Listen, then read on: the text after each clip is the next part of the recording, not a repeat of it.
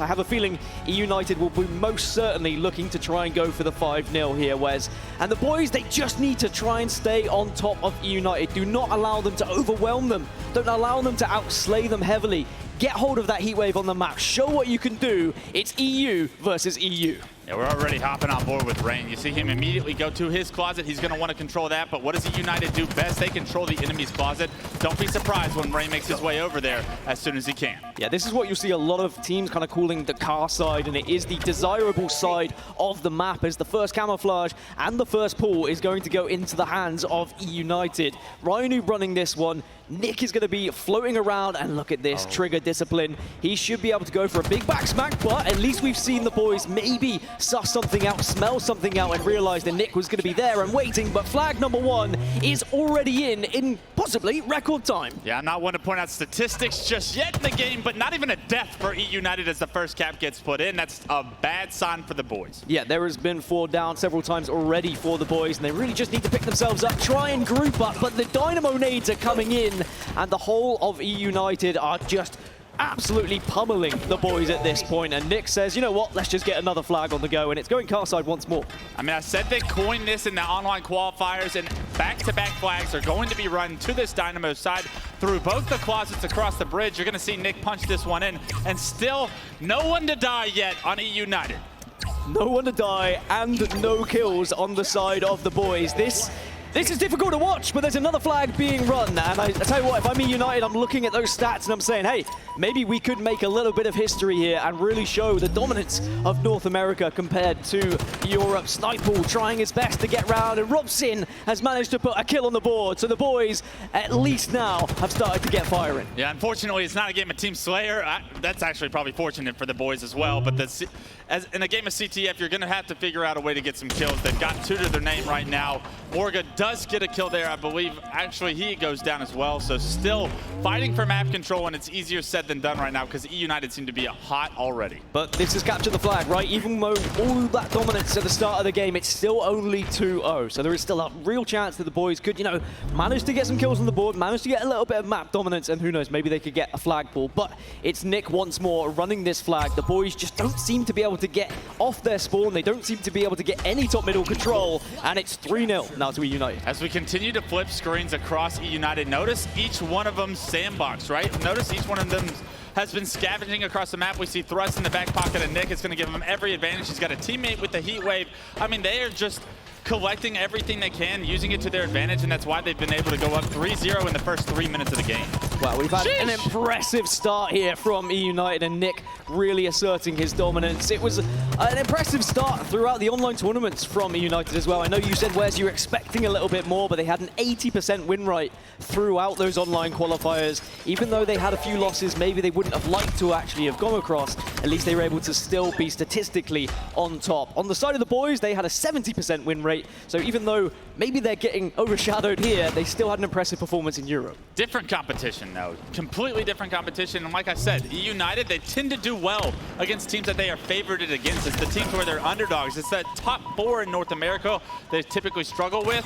We want to see them play up to their potential this weekend. They're already doing so in this game, but we'll see how consistent they are throughout not only this series, but pool play and on. Well, Sniper, the main slayer of this squad, just demonstrating that he can at least managed to get a couple of kills on the board, but the flag, I don't think it was quite reset. Will just about tick over before Eunited are able to grab that one and run a 4th one in. But certainly at the moment for the boys, at least they're able to somewhat stabilize, but they're not having a chance to reset. They're not having a chance to breathe here. Well, hold on. We got a flag pull here. There's some control of the map that they've been able to get. They got it into the closet. Unfortunately, it does look like they lose 2. And because of it, that flag's going to be returned. But that was the first real opportunity we've seen the boys have any control whatsoever. Sometimes you've just got to try and play the counter strategy. Maybe wait for United to pull those flags, try and catch them off guard, get the numbers advantage, and then you go for the flag, as yet another flag has been pulled by Sandel, but it has been quite quickly shut down by United here. Rhino got yet another camouflage. Another thing that we have to focus on, that United have been controlling this power up, they've been ensuring they have top middle control, and the camo really can make a difference here. They are starting to pick up kills, that is in the boys, so that is a good sign for them. They've been able to kind of weather the storm. Unfortunately, the scoreline being 3-0 is never something you want to see, especially on Aquarius right now. Rhino wreaking havoc here top green, and unfortunately for the boys, they seem to be trapped in this corner, and that's not a great position considering their flag is being pulled once again through the closet. It's the speed of which Eunited are playing at the moment I think the boys really weren't ready for, and this has been an ongoing debate with Europe and North America, the speed of play. Certainly the two top European teams at the moment are starting to catch up a little bit, that being Ascend and Quadrant, but we are talking about the boys here, the 5th seeded team coming from the European region, and they just haven't been able to quite find that pace just yet. Still 3-0 though, and not a 4th flag gone in just yet, but one has just been tossed, and maybe will be scored, 4-0. I mean, you see dynamo grenades and a thrust in the back pocket of Rain as he punches that flag in, and that's just an overall, like, that's a great kit to have. You're able to not only punch that flag in, but create some space right off of it with some teamwork there with the double kill in the closet. Once again, you see Eunited storming into the closet right after they pick up those kills. The gang's all here, control back into United's favor, and they're looking to close this game out. That's going to be 3 dead with those shots. Morga, the last remaining player of the boys, and at least he'll get a kill onto Rain, does his job, but what else can he do as the rest of United flood into the base to ensure that he can just be a mere bystander to this flag being run, the last and final 5th flag, but there is still someone there. Sniper will sweep in, take down Nick, so there is still life in this game just yet. Yeah, 2 go down for United, so the boys in a great opportunity to extend this game, maybe make it last a little bit longer, get more of an opportunity to win some gunfights, build some confidence going into game 2, because right now, even though this game's probably all for naught, being down 4-0, you want to figure out ways to get momentum going into game 2. Yeah, that's the thing.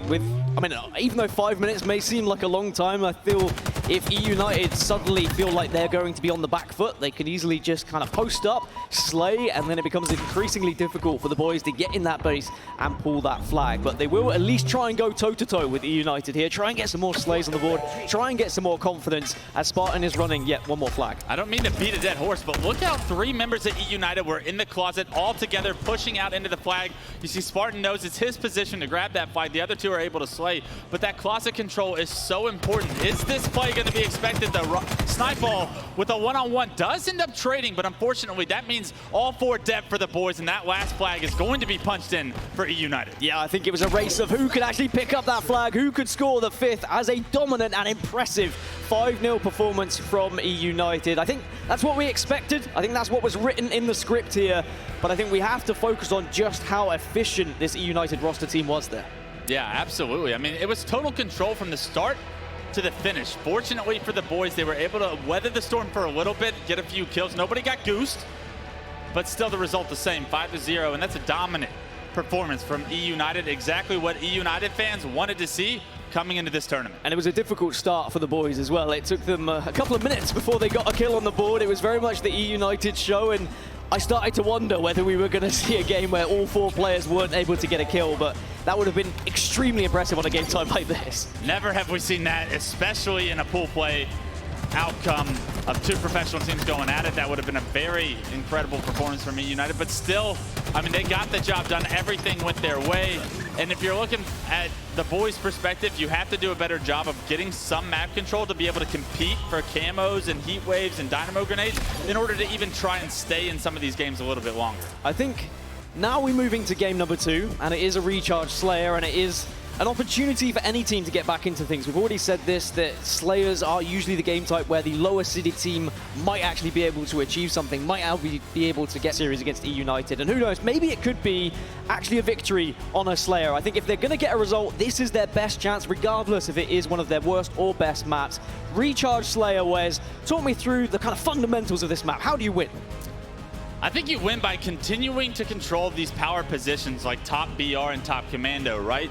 Every one of these angles, you have so much of an opportunity to pepper damage for your teammates to clean up these kills. You're already seeing Nick kind of anchor that position. Unfortunately, he gets taken down, and this is actually a great start for the boys. As they secure camo, we'll see what Morga's able to do. Starting strategy, very important in any game of Halo Infinite, and the boys have shown just that. The camo now could be very influential. Morga has a chance to finish a kill, will take down Rain, and now can look to jump up towards top batteries, towards yellow, and maybe do a little bit of a damage with a backstab. Has support as well, extremely important that you always have a teammate nearby, and this shock rifle, if it goes into the right hands, could be very dangerous indeed. Okay, here we go. 5-1. 5-1, make it 6-1 off that kill from Morga with this camo, and already the boys have more kills almost than they did in the entire Aquarius CTF. Yeah, maybe Robson just lied to me, and maybe Recharge is actually a good map for them, who knows, but there's the shot starting to be hit.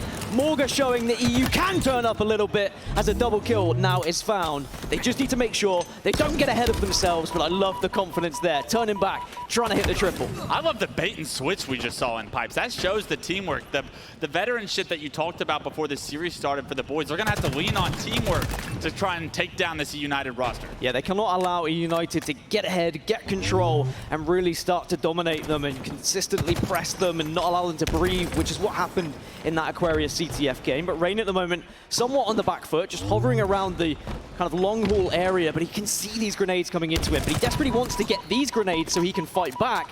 He has no shield, but I think the most important thing here is he's still alive. The boys actually did a really good job of having their reticle on the exact placement of those frag grenades, so as soon as Rain went for him, they shot the frag grenades, blew him up, so deny Rain from picking up those frags, actually knock him to no shield. This is a very pivotal moment in this game right now, as the first kill with Sword comes through from Morga.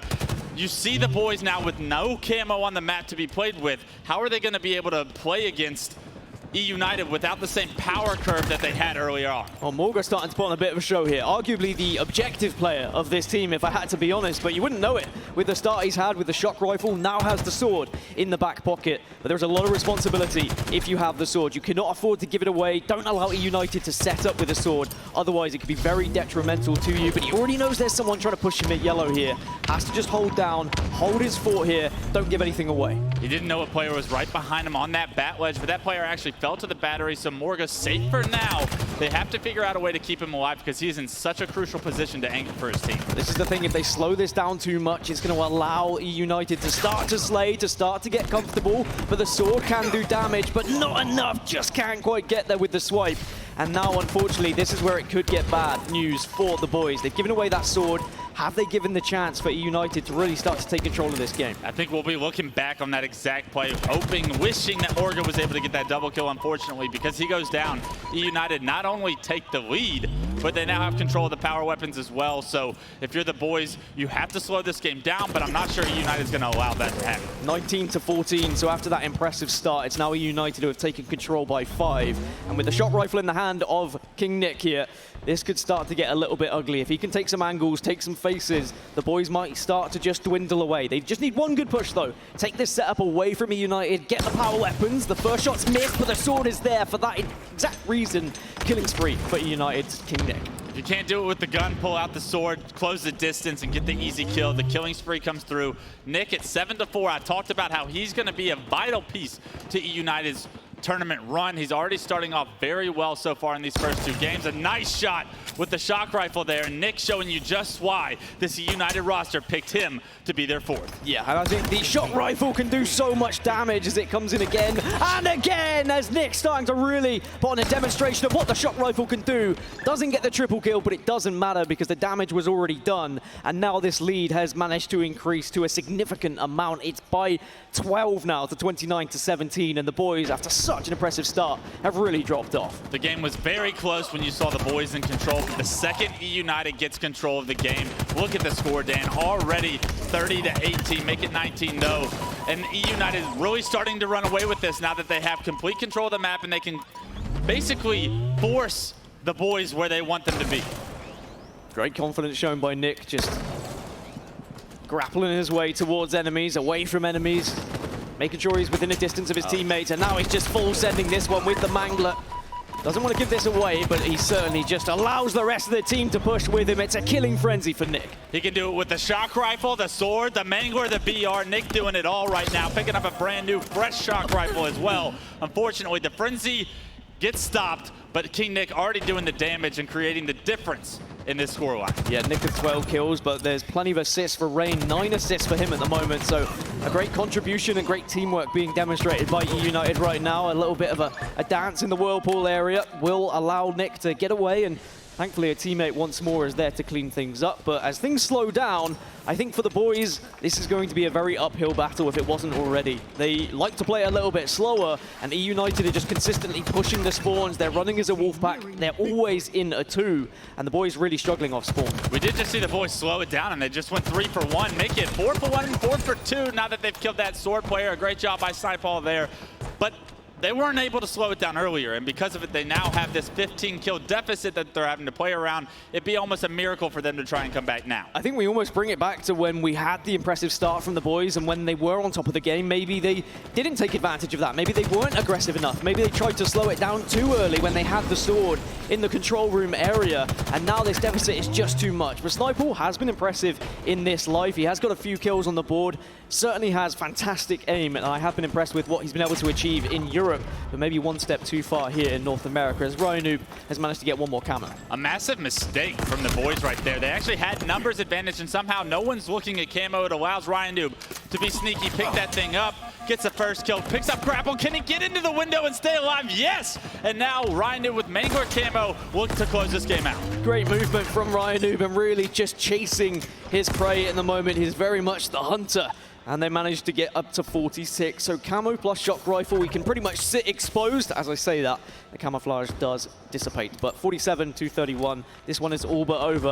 Apart from a miracle, perhaps, from the boys. 3 more required, and it looks like they're going to try and get this done here and now. The shock rifle doing the initial damage, the Mangler finishing the player off. And with 1 more required, the boys will probably just have to put their hands up, say, okay, we've been outclassed, we've been outmatched. We had a great start. We went toe-to-toe with one of the best teams in North America here in this map, but it was not enough, as Eunited should just about put the 50th on the board.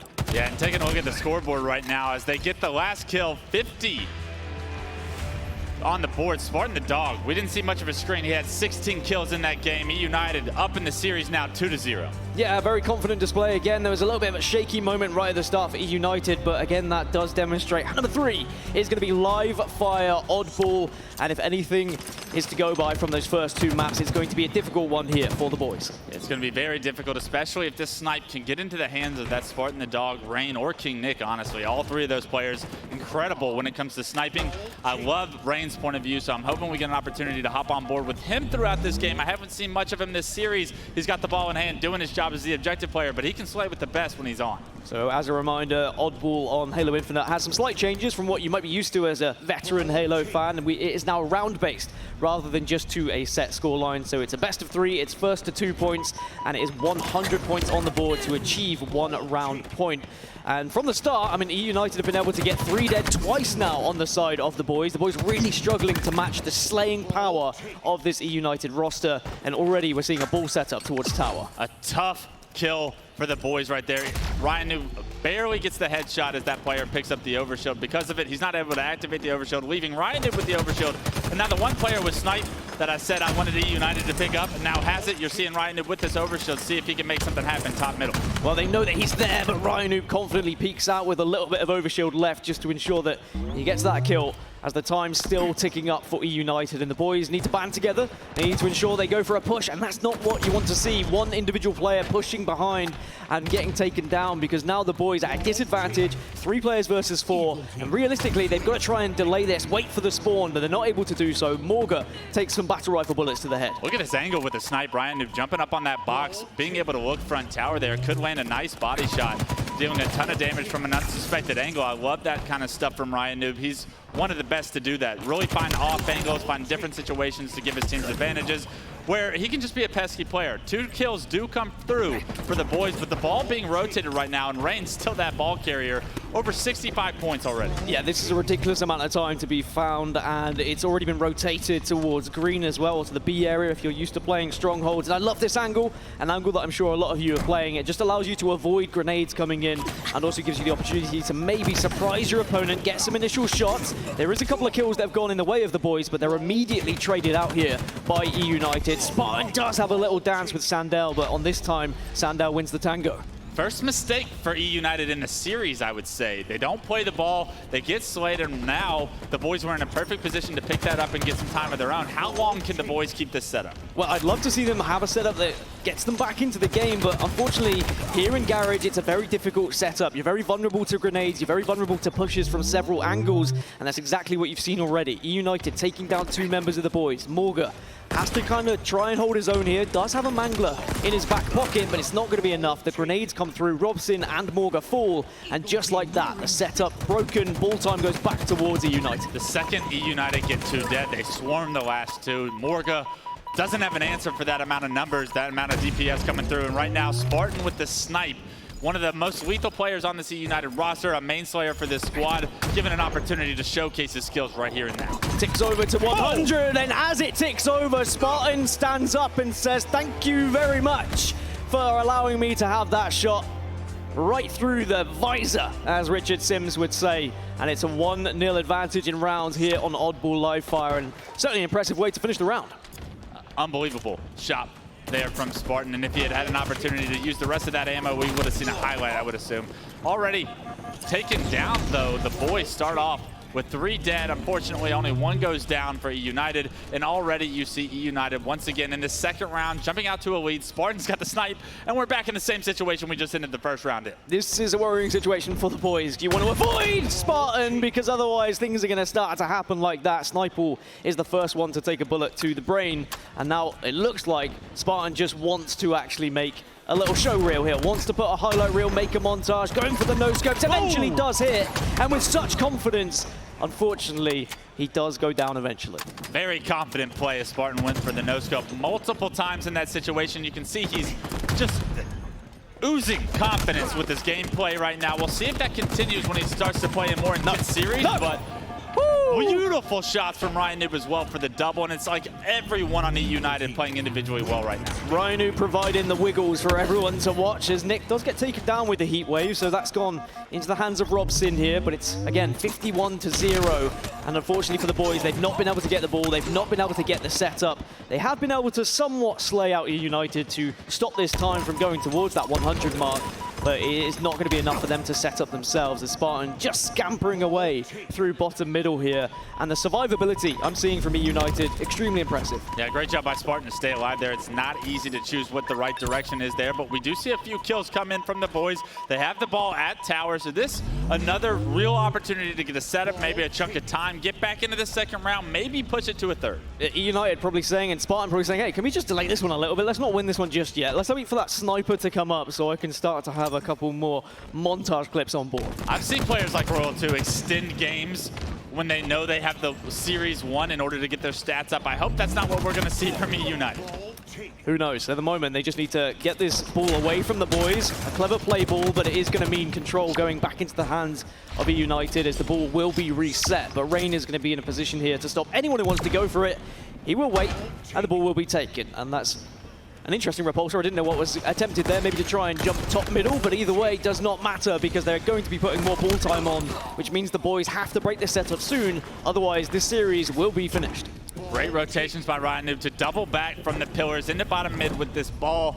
Just so much situational awareness so far from United in this ball play so far. We've seen perfect rotations multiple times that have extended their control. I like this as well. Even though they didn't have much control of the map in that particular scenario, they were just holding the ball towards bottom middle. They were making sure that if they did die, the ball was going to be in a vulnerable spot where they could push from it from spawn as 2 Slayers go towards the United once more. The boys in 2 versus 4 here. Nick just scouting the map to see if he can find one, will find one, and Robson suddenly the last player remaining for the boys. They've got one last push here to try and get back into this game. 80-19 right now. The snipe in King Nick's hand. He's going to get a free back smack on Sandel. Does he know these players are going to be brutes? The answer to that's going to be no. He's got a heat wave in his face. He's taken down, and this could be the last push of the series for the boys.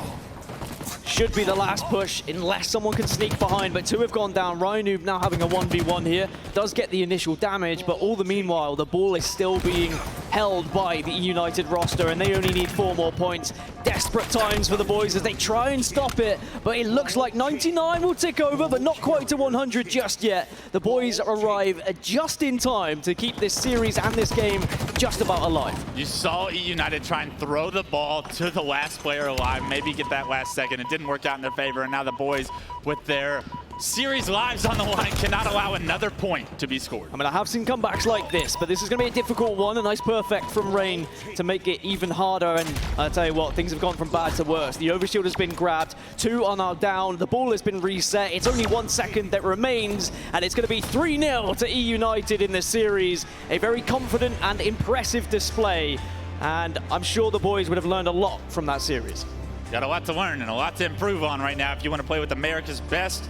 United just the 5th seed from North